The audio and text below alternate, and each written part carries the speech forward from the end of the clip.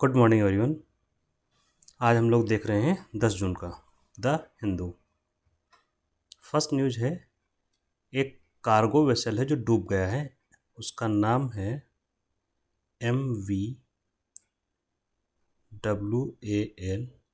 WANHAI 503। ये नाम है पूरा।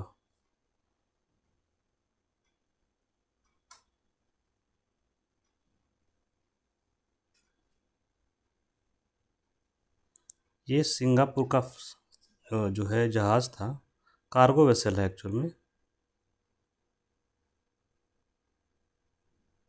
मतलब सामान ढोने वाला जहाज हिंदी में।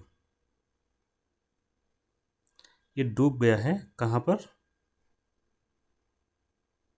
डूब गया नहीं है, डूब रहा है, ज़्यादा अच्छा है, डूब रहा है। तो ये कोझिकोड के पास में, केरल के कोझिकोड के पास डूब रहा है। इसमें आग भी लग गई है, ठीक है, इस वेसल में। और जा कहाँ रहा था? कोलंबो से मुंबई जा रहा था। याद रहे तो सो फार सो गुड। कोलंबो से मुंबई जा रहा था, आग लग गई। जो कार्गो था, इसमें कुछ ना कुछ सामान रहा होगा। कार्गो क्या होता है? सामान होता है। तो सामान क्या था इनके पास? सामान इनके पास कुछ हजार्डस सब्सटेंस थे, मतलब नुकसान पहुंचाने वाले। और इसके अलावा इनके पास था ऑयल, फ्यूल ऑयल, डीजल, जो कि क्या हैं? ज्वलनशील पदार्थ हैं। और जो पदार्थ ज्वलनशील होते हैं वो आग पकड़ते हैं जल्दी से। इसको लिखेंगे ज्वलनशील, इनफ्लेमेबल सब्सटेंस, ठीक है। तो इसी में आग लग गई, विस्फोट हुआ और धीरे धीरे ये जहाज़ डूब रहा है। आपको याद होगा इससे पहले भी एक जहाज़ डूबा है। ये कहाँ का है? सिंगापुर बेस्ड है, सिंगापुर का जहाज़ है। अभी एक हफ्ते पहले एक और जहाज़ डूबा। कहाँ पर? केरल के पास में ही, जो लाइबेरियन का था, लाइबेरियन फ्लैग्ड था।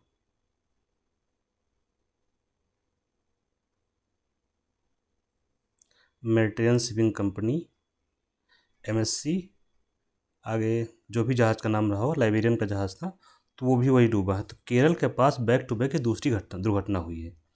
जब भी ऐसी घटना होती है, कोई जहाज़ जो कार्गो शिप है, कार्गो शिप का मतलब होता है जो आपका सामान ढोने का काम करता है। आपको पता होगा, भारत जो व्यापार करता है, कौन सा? विदेशी व्यापार। उसका लगभग 80-90% हम समुद्र से करते हैं। तो समुद्र से जब व्यापार कैसे करोगे? एक तो जहाज़ चाहिए, समुद्री जहाज़, that is called cargo ship. इन्हीं पर कंटेनर लदकर सामान आता और जाता है।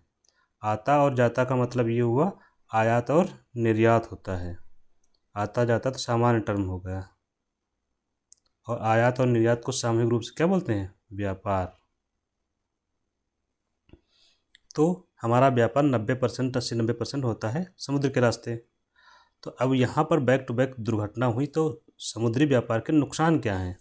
तो केरला कोस्ट तट के पास जो है दुर्घटना हुई। दो दुर्घटनाएं हुई हैं बैक टू बैक। दोनों दुर्घटनाओं में क्या हुआ है? जो ऑयल था वो लीक कर गया। ऑयल कौन सा? डीजल है, प्लस फ्यूल ऑयल जो यूज़ करते हैं, प्लस जो अभी लाइबेरियन वाला था उसमें तो कैल्शियम कार्बाइड भी था, जहरीली गैस निकलती बनती है इससे। तो हुआ क्या? परिणाम क्या है? इससे होता है नुकसान। आपको ये पता होना चाहिए कि नुकसान होता है इस पूरी घटनाक्रम में, और जिसको बोलते हैं मरीन पोल्यूशन। कौन सा पोल्यूशन होता है? Marine pollution.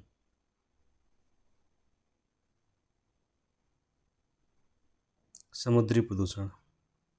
चलिए नुकसान समझते हैं। ये तो खैर सामान्य टर्म हो गया कि प्रदूषण हो रहा है। किस किस क्षेत्र में प्रभावित करेगा ये जो दुर्घटना हुई? एक तो ये जो समुद्री पारेतंत्र है वो प्रभावित होगा, क्योंकि दुर्घटना कहाँ होती है, समुद्री जल में होती है। समुद्री जल में समुद्री पारेतंत्र होता है, प्लस तट के नज़दीक होता है तो तटीय पारेतंत्र, कोस्टल इकोसिस्टम,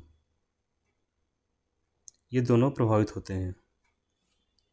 तटीय पारेतंत्र में आपका जैसे कि यहाँ पर आपका जैसे मैंग्रोव फॉरेस्ट है, ठीक है, जैसे तटीय पारेतंत्र में भी मछली और जलीय जीव होंगे ही होंगे।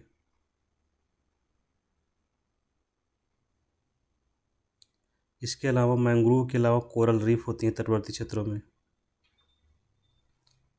समुद्री पारेतंत्र में आप देखेंगे आपको फाइटोप्लैंक्टन्स मिल जाएंगे, प्लैंक्टन्स, और मछलियाँ। तो इन जो मछलियाँ होती हैं इनके जो जहाँ से सांस लेती हैं, गिल्स बोलते हैं उनको, तो गलफड़ों में जब जो ये है तेल वो जमा हो जाता है, जिससे क्या होती है इनको सांस लेने में तकलीफ़ होती है। प्लस ये एब्जॉर्ब हो जाता है जब इनके शरीर में, तो इनका जो शरीर की जो कार्यप्रणाली होती है वो बाधित हो जाती है, और ये बाधित होती है तो इनका रिप्रोडक्शन सिस्टम भी प्रभावित होता है। रिप्रोडक्शन सिस्टम मतलब पुनरुत्पादन तंत्र, ठीक है। प्लस सबसे बड़ी समस्या होती है जो प्लैंक्टन्स होते हैं। प्लैंक्टन्स में क्या होते हैं, एक होता है फाइटोप्लैंक्टन्स और एक होते हैं जूप्लैंक्टन्स। प्लैंक्टन्स, फाइटोप्लैंक्टन्स क्या करते हैं, फोटोसिंथेसिस करते हैं, भोजन बनाते हैं। भोजन बनाते हैं कैसे, फोटोसिंथेसिस से। और फोटोसिंथेसिस जब होगी तो आपको ज़रूरत पड़ेगी किसकी, सनलाइट की। और जब समुद्र के ऊपर सनलाइट ये ऑयल फैल गया तो सनलाइट क्या होगी आपकी, कम हो जाएगी। सनलाइट कम हो जाएगी तो फोटोसिंथेसिस कम, भोजन कम। अब भोजन कम तो फाइटोप्लैंक्टन क्या होंगे, मरना शुरू हो जाएंगे। अब फाइटोप्लैंक्टन को खाते हैं जूप्लैंक्टन्स, जूप्लैंक्टन्स को खाती हैं मछलियाँ। अब ये सिस्टम समझिए, अगर फाइटोप्लैंक्टन ख़त्म हुए तो जूप्लैंक्टन्स ख़त्म हो जाएंगे। जूप्लैंक्टन तो समुद्री और ये जीव होते हैं, छोटे छोटे जीव। अब जूप्लैंक्टन्स अगर नहीं रहेंगे तो मछलियाँ क्या खाएंगी, तो मछलियों को भोजन नहीं मिलेगा, मछलियाँ ख़त्म, छोटी मछली से बड़ी मछली जाएगी। इस तरह से पूरा जो मरीन इकोसिस्टम है वो प्रभावित होता है, ठीक है। तटीय पारतंत्र में भी सेम सिस्टम चलेगा। ये तो हो गया इनको नुकसान तंत्र को। अब सोचिए यहाँ पर थी, हमने बताया तटवर्ती क्षेत्र है, ये हो गया आपका समुद्र, ये इस तरफ हो गया समुद्र, यहाँ पर हो गए कुछ लोग रहते हैं, इनके घर हैं, है ना, मिस्टर XYZ। तो ये तट क्षेत्र में रहते हैं, तो इनकी आजीविका का साधन क्या होगा, इन्होंने समुद्र के तट पर ही अपना घर बना रखा है। तो आजीविका क्या होगी, इनका खाना पीना कहाँ से मिलेगा, समुद्र में जाएंगे, ये है समुद्री क्षेत्र। तो यहाँ पर होंगी जो मछलियाँ होती हैं, उन्हीं से ये अपना भोजन प्राप्त करेंगे, ठीक है। तो आजीविका क्या होगा इनका, मत्स्यन या मछली पकड़ना। और इनके लिए अब मछलियाँ क्या होती हैं, प्रोटीन का स्रोत होती हैं।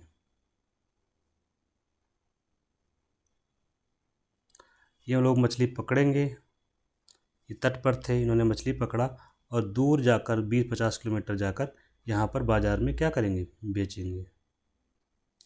तो इससे इनको क्या होता है, लाभ होता है और इनका घर चलता है।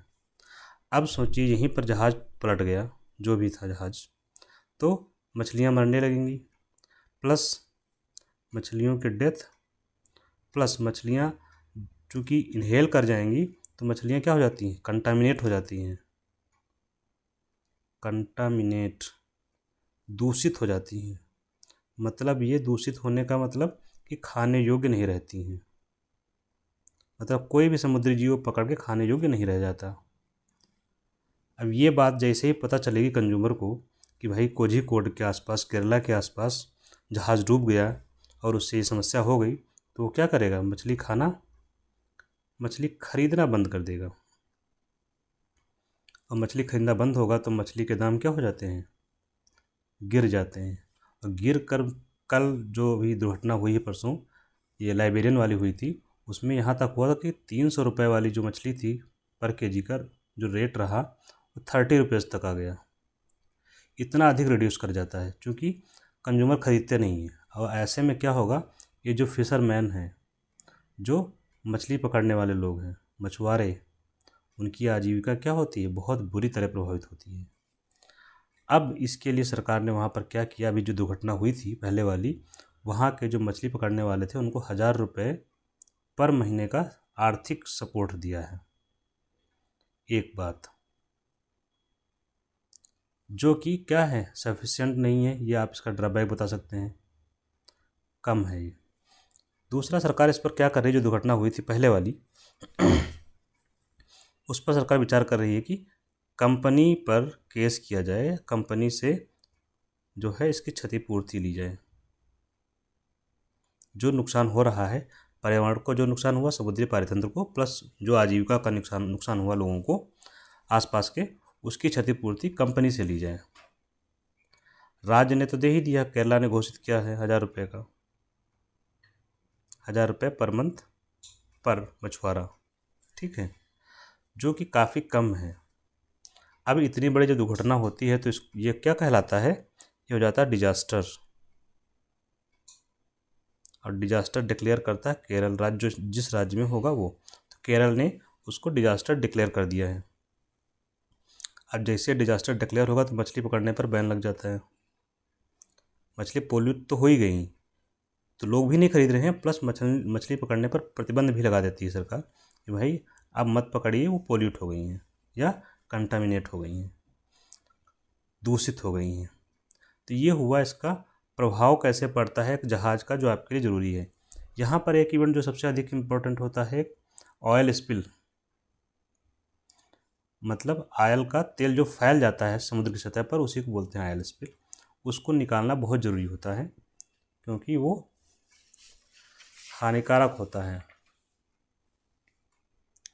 नेक्स्ट न्यूज़ क्या है,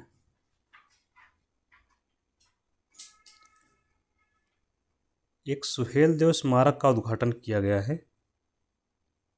सुहेलदेव स्मारक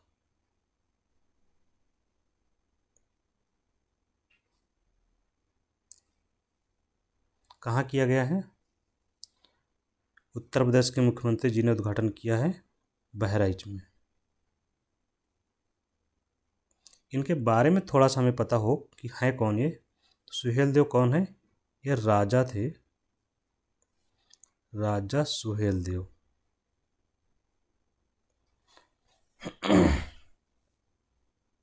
11वीं सदी में के राजा थे। क्षेत्र क्या था इनका, ये बहराइच के आसपास का जो रीजन था, बहराइच क्या है, उत्तर प्रदेश का एक ज़िला है, ठीक है। यूपी के पॉइंट ऑफ व्यू से इम्पोर्टेंट है काफ़ी। बहराइच है, श्रावस्ती है और बलरामपुर, ये जो क्षेत्र था इसके ये राजा थे। क्षेत्र आपको नहीं याद रहता कोई बात नहीं, सदी याद रखेंगे, 11वीं सदी के राजा थे। तो 11वीं सदी में एक आक्रमण होता है, और किसके द्वारा, महमूद गजनवी, जानते हैं भारत पर आक्रमण किया था इसने। इसका एक कमांडर होता है, कमांडर को बोलेंगे क्या, सेनापति, जिसका नाम था सैयद सालार मसूद और गाजी, ये पूरा नाम है उसका, गाजी उसकी उपाधि है। ये सेनापति था, इसी ने आक्रमण किया था राजा सुहेलदेव पर बहराइच में। तो जो युद्ध हुआ उसका नाम है बहराइच का युद्ध, चूँकि उसी लोकेशन में हुआ था, बैटल ऑफ बहराइच। इस युद्ध में पराजित हुए कौन, मिस्टर सैयद सालार मसूद गाजी। ये न केवल पराजित हुए बल्कि इनकी मृत्यु हो गई। इस युद्ध में इनकी मृत्यु हो गई, तो सैयद सालार गाजी की वहाँ पर एक मज़ार बनाई है। कहाँ पर, मज़ार या दरगाह जो भी है, दरगाह है इनकी कहाँ पर, बहराइच में ही है।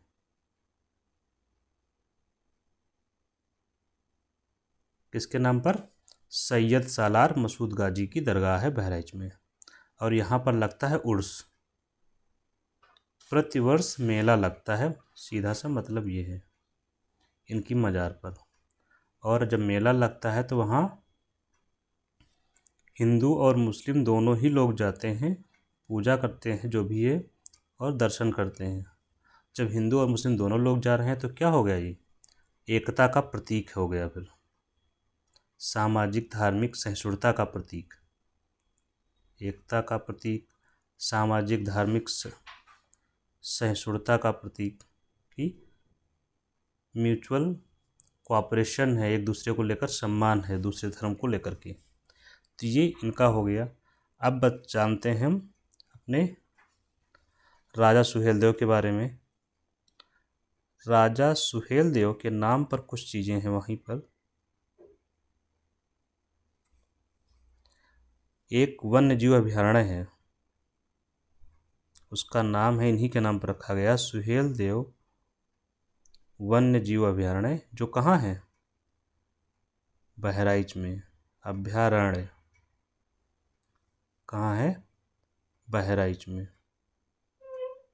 अभी जो ये उद्घाटन हो रहा है स्मारक पार्क का, वो हो रहा है एक झील के किनारे है, बन रहा है, जिसका नाम है चितौरा झील।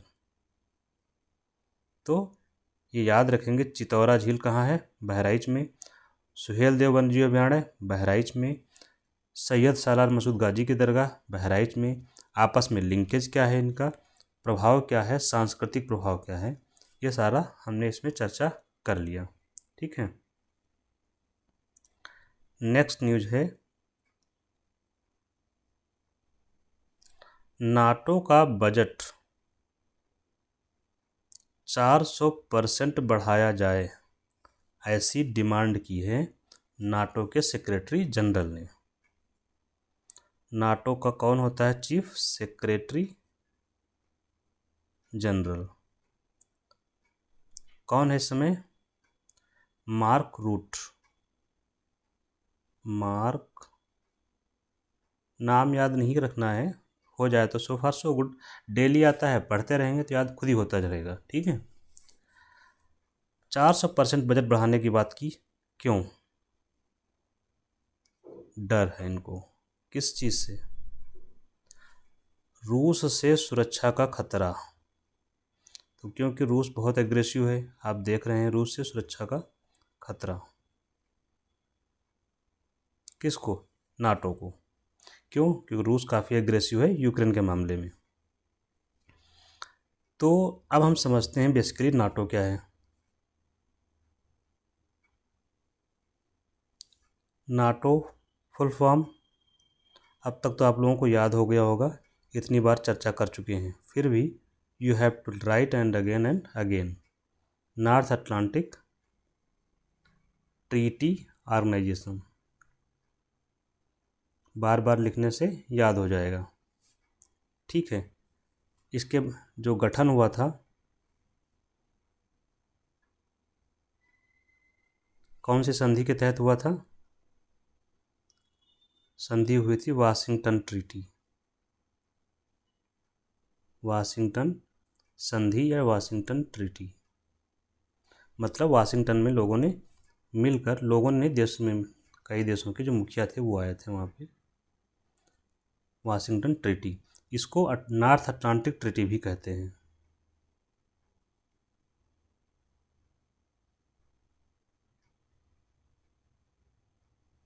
ठीक है, कब हुई थी ये संधि, 1949 में।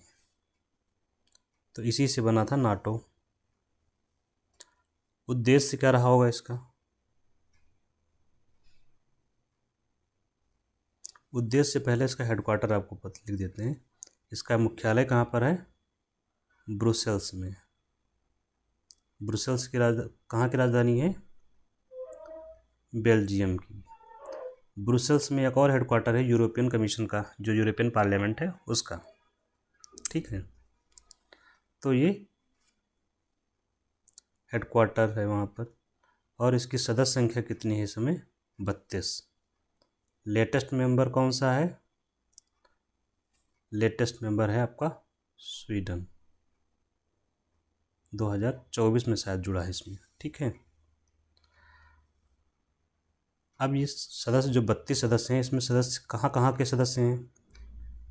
इसको नेतृत्व कर रहा है अमेरिका की लीडरशिप में है, पहली बात। प्लस इसमें यूरोप को 2 भागों में पढ़ते हैं इसको। ठीक है, तो यहाँ पर पश्चिमी यूरोप के सदस्य हैं, यहाँ पश्चिमी यूरोप के देश हैं,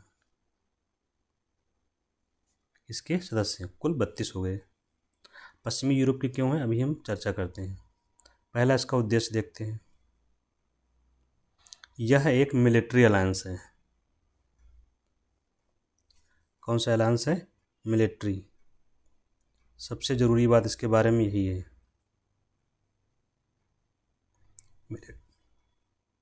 मिलिट्री अलायंस मतलब सैन्य संगठन है। ठीक, सैन्य संगठन मतलब सेना का संगठन है। ठीक, मिलिट्री काम क्या करती है? सुरक्षा का। तो ये भी कौन सा संगठन है? सुरक्षा पर आधारित संगठन है। सुरक्षा पर आधारित मतलब सुरक्षा के लिए बनाया गया संगठन है। किसकी सुरक्षा के लिए? जो सदस्य देश हैं, तो सदस्य देशों की सुरक्षा के लिए।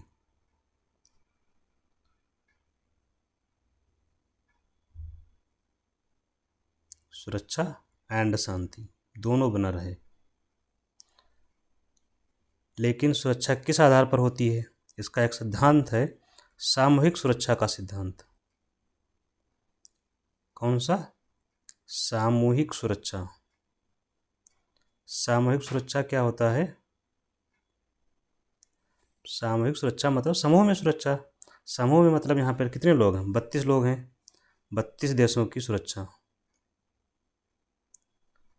और सामूहिक सुरक्षा का मतलब ये होता है सबकी सुरक्षा एक साथ होगी, मिलकर करेंगे। इसका मतलब ये है कि ये मान लीजिए कि 32 लोग हैं, सब इसके सदस्य हो गए जो भी हैं। ठीक, अगर इस पर मान लीजिए एक देश है ए, इसने आक्रमण कर दिया। ठीक है, ये जड़ देश है, इसने आक्रमण किया जड़ देश पे। तो ये जो आक्रमण किया है, ये कहेंगे हमने आक्रमण किस पर किया? जड़ पर। बाकी आ, बा, सा, द इन पर नहीं किया है। लेकिन आक्रमण हुआ है जड़ पर, जड़ देश पर। लेकिन इन दो जो समूह है इनका, जो नाटो, वो क्या मानेगा? वो कहेगा कि एक देश पर आक्रमण सभी देशों पर आक्रमण माना जाएगा। एक देश पर आक्रमण सभी देशों पर आक्रमण मानेंगे हम। ठीक, एक देश पर आक्रमण सभी देशों पर आक्रमण माना जाएगा। यही है कलेक्टिव सिक्योरिटी का प्रिंसिपल। एक साथ मिलकर सुरक्षा कैसे करोगे? ऐसे होगी कि किसी भी एक देश पर किसी ने हमला किया तो माना जाएगा कि 32 देशों पर हमला किया गया है और इसका रिस्पांस 32 देश मिलकर करेंगे, नाटो के। ठीक, अब आगे चलते हैं। इसका गठन किया गया था द्वितीय विश्व युद्ध के बाद। ये बात भी याद ही रखेंगे। द्वितीय विश्व युद्ध के बाद इसका गठन किया गया था। और जब नाटो बना 1949 में, तो रूस को भी लगा खतरा, क्योंकि नाटो को लीडरशिप कौन कर रहा है? अमेरिका लीड कर रहा है। रूस को खतरा हुआ तो रूस ने इसके प्रत्युत्तर में बनाया एक संगठन, वार्सा पैक्ट। इसके प्रत्युत्तर में मतलब जवाबी कार्रवाई। खतरा होगा तो संगठन तो बनेगा। रूस ने भी संगठन बनाया, उसका नाम था वार्सा पैक्ट। 1955 में बनाया, मात्र 6 साल बाद। और इसमें जो सदस्य देश थे कौन थे? यूरोप के पूर्वी वाले भाग के। तो पूर्वी यूरोप के सदस्य, इसके पूर्वी यूरोप के देश जो थे वो इसके मेंबर थे। इसको लीड कौन कर रहा था? यूएसएसआर उस समय और इस समय का रूस। ये भी मिलिट्री अलायंस है क्योंकि उसके उत्तर में बनाया गया है कि भाई रूस को लगता है कि हम पे अगर हमला हुआ तो हम कैसे जवाब देंगे, वार्सा पैक्ट से। इस तरह से दुनिया का अलाइनमेंट हुआ था। ये कोल्ड वार का दौर है कहा जाता है। 1991 में यूएसएसआर का विघटन हो गया, रूस का विघटन हो गया। रूस का विघटन क्यों कहें, यूएसएसआर लिखिए, इसके बाद रूस बनता है, ठीक है। और इसके विघटन के साथ ही वार्सा पैक्ट भी खत्म हो गया। तो इसका तो खत्म हो गया सैन्य संगठन रूस का, लेकिन अमेरिका ने अपना नाटो बनाए रखा है। ये हो गया मिला जुला की स्टोरी आपकी नाटो और वार्सा पैक्ट की। अब हम चलते हैं आगे।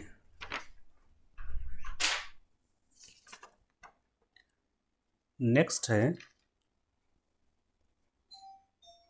विदेशी निवेश को लेकर के।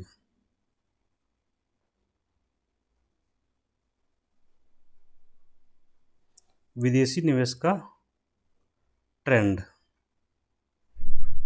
क्या है भारत में। 2014 से 2025 तक का, 2014 से नहीं 2015 से है शायद, ईयर आपको फिर याद नहीं रखना है, का विश्लेषण किया है द हिंदू ने, जो ये आया हुआ है आपका इकोनॉमिक्स वाले में। तो उसमें बताया गया क्या 2024 एंड 25 के लिए भारत में जो विदेशी निवेश आया है, विदेशी निवेश का मतलब होता है पैसा कितना आया। देखो ये है भारत, यहाँ अमेरिकी लोग फैक्ट्री लगाना चाहते हैं, हम यहाँ फैक्ट्री बनाएंगे, ठीक है। तो जो पैसा आता है बाहर से, भारत के बाहर से, मान लीजिए 100 बिलियन आ गया, तो इसको बोलते हैं विदेशी निवेश। निवेश आया है तो उसको बोलते हैं निवेश आया। उसका क्या मतलब हुआ, इसका मतलब वो यहाँ फैक्ट्री लगाएंगे, ठीक है।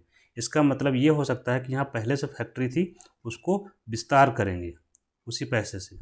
ये हो गया आपका विदेशी निवेश। अब विदेशी निवेश जब आता है तो उसके बदले इनको यहाँ से लाभ मिलता है, क्योंकि पैसा तो लगाया ही है। तो ये हो गया विदेशी निवेश का मतलब धन जो विदेश से आया।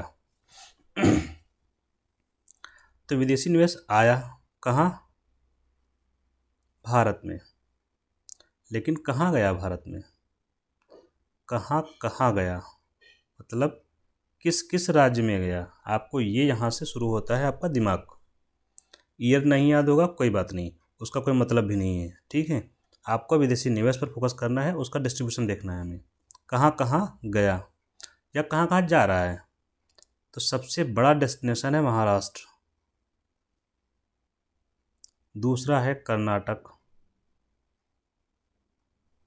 महाराष्ट्र कुल का 39% जाता है, कर्नाटक में 13% कुल जो एफडीआई है। दिल्ली, दिल्ली का घट गया परसेंटेज 12%। चौथे नंबर पर आपका गुजरात है 11%। पांचवा है तमिलनाडु 7%। वंस मोर आपको परसेंटेज याद नहीं रखने हैं, क्योंकि हम एनालिसिस कर रहे हैं, ठीक है। क्रम याद रखेंगे, ठीक है। एनालिसिस क्या है इसमें, अब देखिए पूरे भारत में आया, मान लीजिए 100 बिलियन लगभग आया, तो 9 3 12 3 1 4 1 5 52% एफडीआई या 50% से ज़्यादा एफडीआई सिर्फ 2 राज्यों को, सिर्फ 2 राज्यों में। ऐसा क्यों, क्या ये अच्छा है, नहीं। इसको बोलते हैं कंसंट्रेशन हो गया है। क्या हो गया, संकेंद्रण है। बाहर से जो पैसा आ रहा है, एफडीआई आ रहा है, वो क्षेत्रीय संकेंद्रण हो रखा है, रीजनल कंसंट्रेशन। ये ठीक नहीं है। मतलब क्यों, क्यों ठीक नहीं है, तो इसका सीधा लॉजिक है कि भाई भारत में 35-36 राज्य हैं, क्या उनका विकास नहीं होना चाहिए? यूपी है, बिहार है, राजस्थान है जो पिछड़े हुए हैं, एमपी है, वेस्ट बंगाल है, ठीक है, केरला है, पंजाब है, हरियाणा है, ये भी तो राज्य हैं। यहाँ तो जा ही नहीं रहा है। 50% अगर ये 2 राज्यों में चला जा रहा है निवेश, तो बाकियों का विकास तो अवरोधित होगा, उनका नहीं हो पाएगा। इसलिए ये क्या है, क्षेत्रीय कंसंट्रेशन हो रखा है, मतलब या राज्य विशेष में सारा पैसा जा रहा है। अगर हम टॉप 5 का जोड़ लें इनको, 52 ये हो गया, 54 64 हो गया, 65 75 5 80, तो 80 से 90% आप ले लीजिए, कहाँ पर जा रहा है, सिर्फ 5 राज्यों में। मतलब 80-90% 5 राज्यों में अगर निवेश जा रहा है, तो बाकी भारत के जो 28-30 राज्य बच रहे हैं वो तो सूखा पड़ गया वहाँ पे, जबकि जनसंख्या वहाँ पर ज़्यादा है। जैसे यूपी का ले लीजिए, 16% जनसंख्या है, बिहार का भी ऐसा ही होगा। तो ये ट्रेंड क्या है, ठीक नहीं है, इसको डाइवर्ट किए जाने की ज़रूरत है। ठीक, ऐसा लेकिन क्यों? डाइवर्ट करोगे तो कैसे करोगे? क्योंकि किसी के हाथ से पैसा तो छीना नहीं जा सकता, हमें कुछ चेंज करने पड़ेंगे। देखिए, इस समय दौर चल रहा है, अनिश्चितता का दौर है, अर्थव्यवस्था में अनिश्चितता का दौर है। अनिश्चितता का दौर का मतलब ये होता है कि जब अर्थव्यवस्था ठीक से न चल रही हो और रिटर्न ठीक से ना मिल रहे हों निवेशकों को। अनिश्चितता का दौर का मतलब जो ट्रेड वार चल रहा है,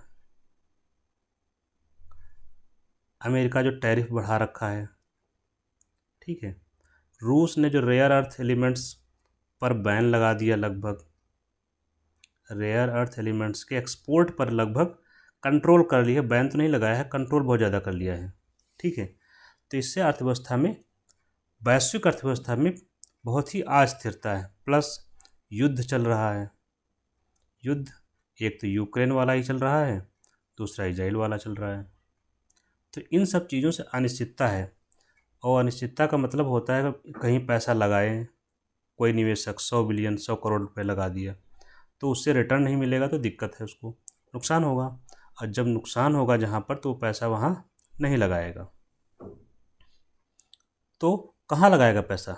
जहाँ सुरक्षित होगा, उस क्षेत्र में, उस राज्य में पैसा लगाएगा जहाँ पर सुरक्षित माहौल होगा, जहाँ उसको क्या मिले कि पैसा लगाने के बाद उसका रिटर्न सुरक्षित हो।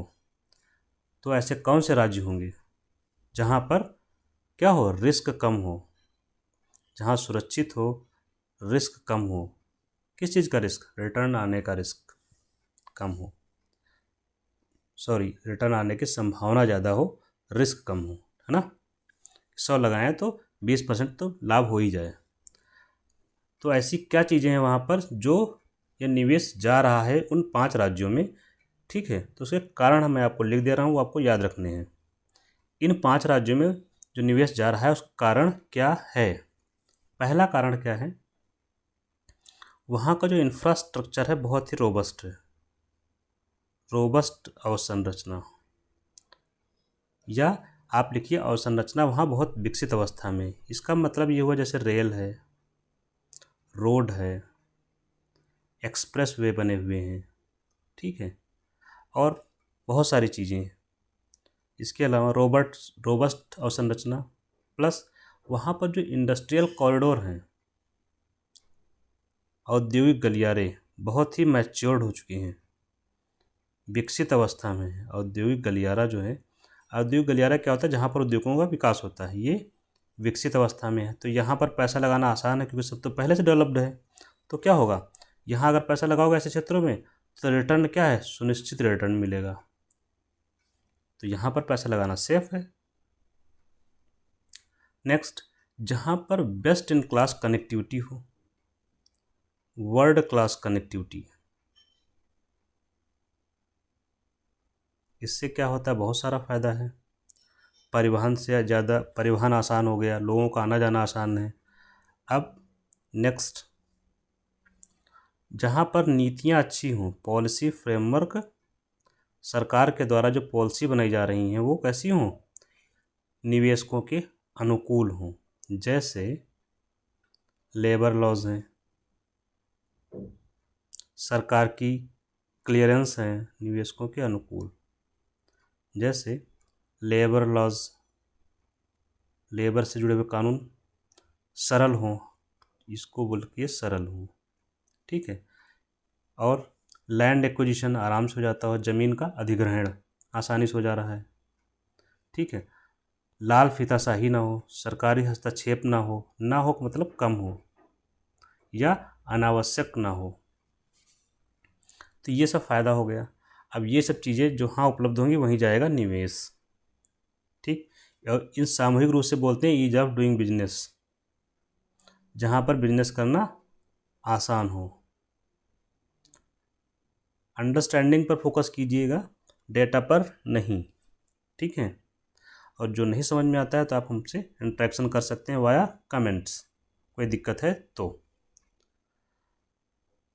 अब ये सारी अच्छी चीज़ें कहाँ पर हैं? दो जगहों पर, एक तो है मुंबई और दूसरा है बेंगलुरु। बेंगलुरु इस कर्नाटका में है, मुंबई महाराष्ट्र में है। World class facility. तीसरा अगर आप लेना चाहते हैं स्टेट का नाम, स्टेट का नाम में गुजरात आएगा, ये तो दोनों शहर हैं। तो यहाँ पर ये सारी सुविधाएं राज्य सरकारों ने क्या कर रखी हैं, विकसित कर रखी हैं, इसीलिए वहाँ पर निवेश जा रहा है। अब आपके पास यहाँ बहुत सारे सवालों के जवाब मिल गए कि सिर्फ 5 राज्यों में निवेश क्यों जा रहा है, उसके कारण 4-5 कारण लिख दीजिए। अगर आपको ये बताना है कि बाकी राज्यों में निवेश क्यों नहीं जा रहा है, तब भी यही लिखना है। अगर आपको ये बता रहा हूँ कि उत्तर प्रदेश में निवेश बढ़ाने के लिए क्या करना चाहिए, तब भी यही बताइए कि अवसंरचना का विकास करिए, इंडस्ट्रियल गलियारे का विकास करिए, कनेक्टिविटी बेहतर करिए, पॉलिसी सुधार करिए, लैंड एक्विजिशन में सुधार करिए, लेबर लॉज में सुधार करिए, यही सब बता के आपको चुपचाप से निकल लेना है। तो ये हो गया सारा। नेक्स्ट है एक एडिटोरियल आया हुआ यहाँ पर सेंसस पर, census and remaking of people.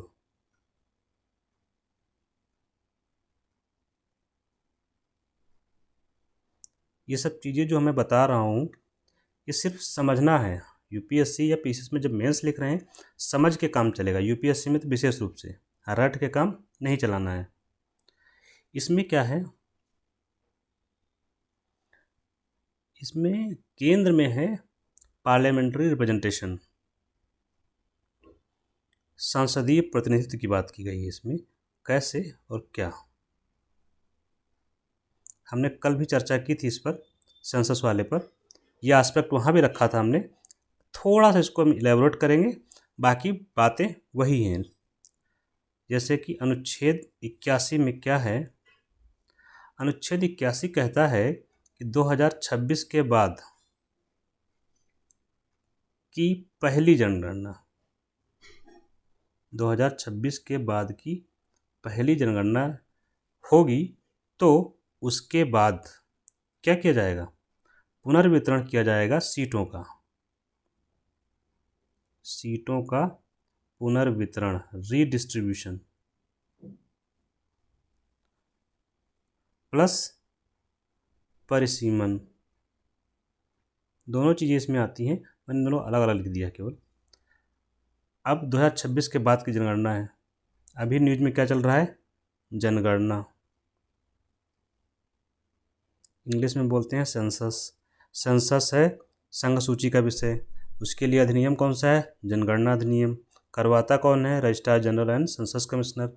कौन से मंत्रालय के अंतर्गत आता है, गृह मंत्रालय के। आगे बढ़ते हैं हम लोग, ठीक। अब ये होगी जनगणना, इसका डेट क्या रखा गया, रेफरेंस पीरियड क्या है, 1 मार्च 2027। 26 के बाद हो गई, फिर इसी के बेसिस पर ये होगा सीटों का पुनर्वितरण और बंटवारा। एक बात और यहाँ क्या याद रखेंगे, ये जो सेंसस हो रहा है इस बार, इसका एक क्वालिटी क्या है, इस बार पूरी तरह से डिजिटल होगा। मतलब मोबाइल ले जाएंगे, टैब के साथ जाएंगे, डिजिटल पर आपसे पूछेंगे, डेटा वहीं फिल हो जाएगा। जब डिजिटल होगा सेंसस, ये पहला सेंसस होगा जो पूरी तरह से डिजिटल होगा।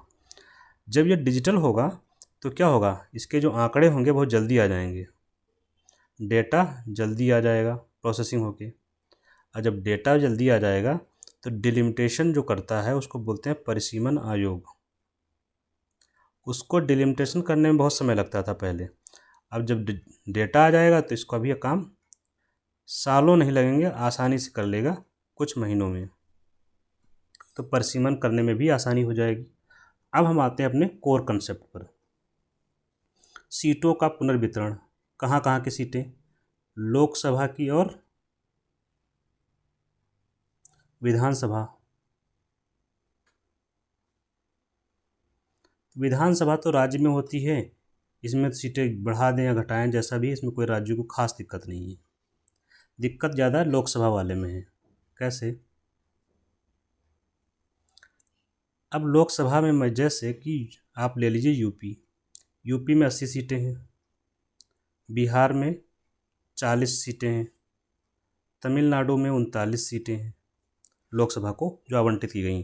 तो ये क्या हुआ, ये है राज्यों का प्रतिनिधित्व, कहाँ, संसद में, लोकसभा में। और ये जो हुआ है, जो किया गया था, इसका बेसिस क्या था, 1971 की जनगणना। सोचिए तब किया गया था इनको अलोकेशन, तब से यही चल रहा है।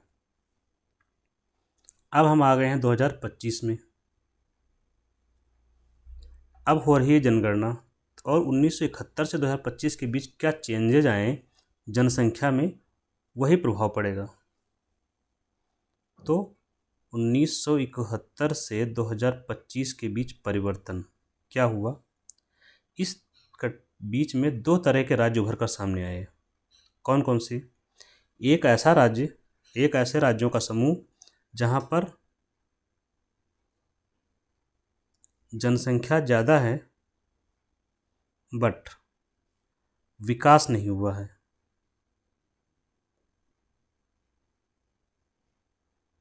आर्थिक विकास कम हुआ है। एक ऐसा समूह उभर के आया है जहां जनसंख्या कम है लेकिन विकास ज़्यादा हुआ है। इस एडिटोरियल में यही केंद्र में है और इसको समझ लेना है हमें, ठीक। अब इसमें ये हुआ 1971 से 2025 के बीच में। देखिए अगर, अच्छा उसकी तरफ से पहले ये देखते हैं, जनसंख्या ज़्यादा है, अब इनका जो प्रवास होगा किधर से किधर होगा, जहाँ जनसंख्या ज़्यादा है वहाँ से कम की ओर जाएगा, ये होगा प्रवास। प्रवास का मतलब आप लोग समझते हैं ना, माइग्रेशन, जनसंख्या का एक क्षेत्र से दूसरे क्षेत्र की ओर पलायन, ठीक। ये वाले कौन से राज्य हैं जहाँ जनसंख्या ज़्यादा है और आर्थिक विकास कम है, ये हैं उत्तरी भारत के राज्य, जो नॉर्थ इंडिया है, उत्तर भारत, और सेंट्रल भारत, केंद्रीय भारत। सेंट्रल इंडिया, केंद्र नहीं लिखिए, मध्य भारत लिखेंगे ज़्यादा सही है, केंद्र। उत्तर भारत सबसे अच्छा यूपी, बिहार, राजस्थान, बीमारों वाला जो है वही लिख लीजिए। और जनसंख्या कम और आर्थिक विकास जहाँ ज़्यादा हुआ है वो कौन से हैं, साउथ राज्य, दक्षिण भारत के राज्य जो हैं, जैसे आपका तमिलनाडु, केरल, कर्नाटका, ये सब इसमें आ जाएंगे। अब इनकी जनसंख्या उतनी तो नहीं बढ़ पाई। अगर इनकी जनसंख्या उतनी नहीं बढ़ पाई है तो इनको रिप्रेजेंटेशन क्या मिलेगा, लोकसभा में संख्या इनकी अगर घट जाएगी फिर। यदि तो इनका प्रवास यहाँ हो रहा है। प्रवास क्यों होता है, जहाँ विकास ज़्यादा होता है, ये जैसे विकास यहाँ पर ज़्यादा हुआ है इस क्षेत्र में, तो जहाँ विकास ज़्यादा होता है इसका मतलब क्या है, आर्थिक गतिविधियाँ वहाँ पर ज़्यादा हो रही हैं। वहाँ पर अगर आर्थिक गतिविधियाँ ज़्यादा हैं, इकोनॉमिक एक्टिविटी, आर्थिक गतिविधियाँ का मतलब कामकाज ज़्यादा हो रहा है, तो रोजगार के अवसर ज़्यादा होते हैं, रोजगार की संभावना ज़्यादा, जहाँ रोजगार ज़्यादा मिलेगा उधर लोग क्या करेंगे, प्रवास करेंगे। क्यों, क्योंकि हर कोई चाहता है एक अच्छा जीवन स्तर। ठीक, अब हम समझते हैं आगे। ये तो सारी स्टोरी यहाँ की हो गई। नेक्स्ट इशू क्या है इनका मेन, कि इनकी जो शिफ्टिंग होगी। अब देखिए, यदि पुनर्वितरण किया जाए सीट्स का पुनर्वितरण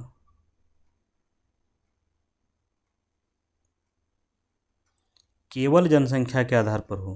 किसके आधार पर? केवल जनसंख्या के आधार पर।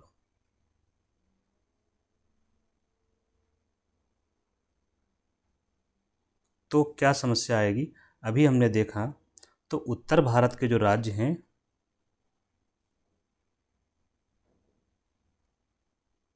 उत्तर भारत और दक्षिण भारत आप रखिए, सही रहेगा। ठीक है, यहाँ पर जनसंख्या क्या हुई है?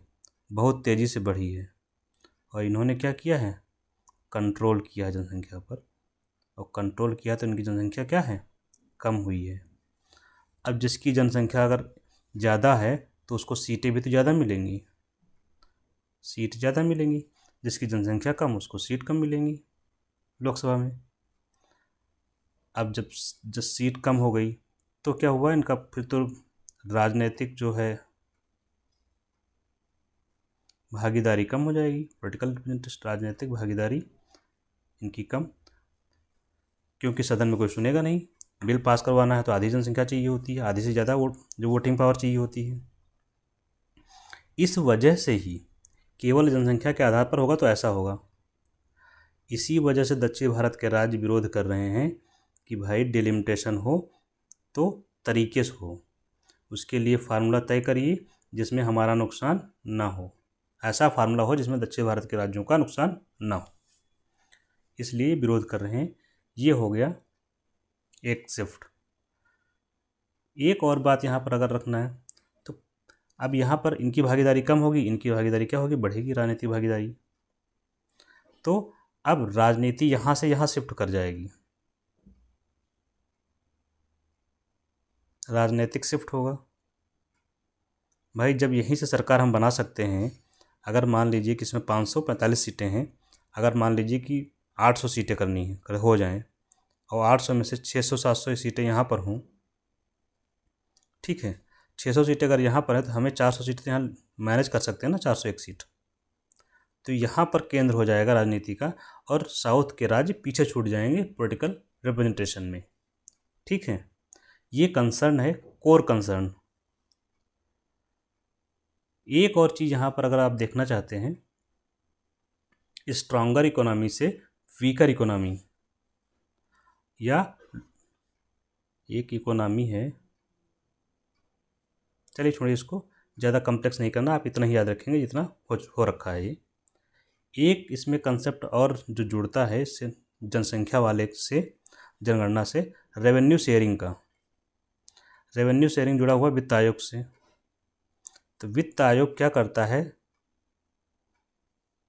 इसका गठन होता है अनुच्छेद 280 के तहत। ठीक, इसका काम है राजस्व का बंटवारा करना,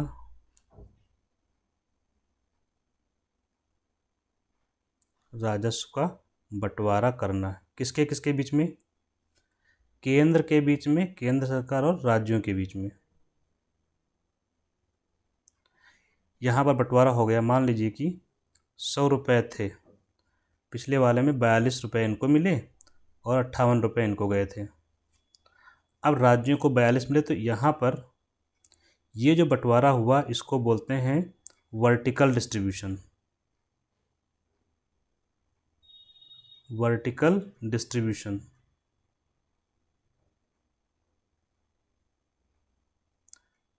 क्षैतिज और ऊर्ध्वाधर, ये ऊर्ध्वाधर हो जाएगा आपका। अब राज्यों को 42 रुपये मिल गए, ये राज्यों के खाते में आया कितने? 42 रुपये। अब राज्यों के बीच बंटवारा करेंगे, जैसे यूपी को कितना मिले, एमपी को कितना मिलना चाहिए, केरला को कितना मिले, नागालैंड को कितना मिले। अब इस 42 रुपये का वितरण होगा इनके इनके बीच में। तो ये वाला जो वितरण होता है इसको बोलते हैं हॉरिजॉन्टल डिस्ट्रीब्यूशन, क्षैतिज वितरण। ठीक। अब इनके बीच जो वितरण होता है राज्यों के मध्य, इसमें आप लोग समझ रहे हैं ना, मैं समझा रहा हूँ जो राज्यों के मध्य जो वितरण होगा राजस्व का, इसके लिए कुछ बेसिस बनाना पड़ेगा। किस बेसिस पर करेंगे? कुछ आधार बनाना पड़ेगा, कुछ पैरामीटर्स तय करेंगे। उस पैरामीटर में एक बड़ा पैरामीटर आता है जनसंख्या, और जिसकी जनसंख्या ज़्यादा होती है उसको पैसा, उस राज्य को पैसा ज़्यादा मिलता है। और ज़्यादा किसकी जनसंख्या है? नॉर्थ इंडिया में यूपी है, बिहार है, तो इनको मिलता है पैसा ज़्यादा केंद्र से। मतलब नॉर्थ के राज्यों को पैसा ज़्यादा मिलता है in comparison of south. South states जो हैं जैसे केरला एंड तमिलनाडु, इसी वजह से अब इनको पैसा मिलता है कम। पैसा का मतलब केंद्र से जो पैसा मिल रहा है, जो फाइनेंस कमीशन के रिकमेंडेशन पर आ रहा है, इसीलिए विरोध करते हैं। इनका विरोध का कारण ये है कि जनसंख्या, हमने प्रयास करके अपनी जनसंख्या में नियंत्रण किया 1971 के बाद से, और उसके बदले हमको फल क्या मिल रहा है? फल ये कि पैसा कम। मतलब अच्छा काम किया हमने। अच्छा काम क्या किया? जनसंख्या को कंट्रोल किया हमने, नियंत्रण किया हमने, और उसके अच्छा काम के बदले हमको क्या मिल रहा है? Punishment. Punishment for good. Punishment क्या है? कि हमको केंद्र से पैसा कम मिल रहा है। मिलना क्या चाहिए हमको? हमने अच्छा काम किया था तो हमको पैसा भी ज़्यादा मिलना चाहिए। तो ये क्या है? ये उनको हतोत्साहित कर रहा है, दक्षिण भारत के राज्यों को। तो जनसंख्या का प्रभाव दो जगहों पर आपने स्पष्ट रूप से देखा और समझा। इस समय जो फाइनेंस कमीशन चल रहा है, 16th फाइनेंस कमीशन है, इसके चेयरमैन कौन है? इसके चेयरमैन है अरविंद पनगड़िया। आप लोग जानते होंगे इनका नाम।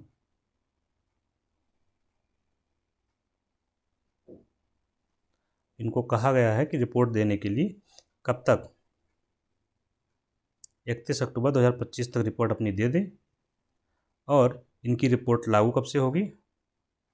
मतलब ये जो आएगा ये लागू होगा 1 अप्रैल 2026 से। कितने सालों के लिए? 1 अप्रैल 2026 से 5 साल तक। ये हो गई चर्चा एडिटोरियल की। ठीक है, थैंक यू।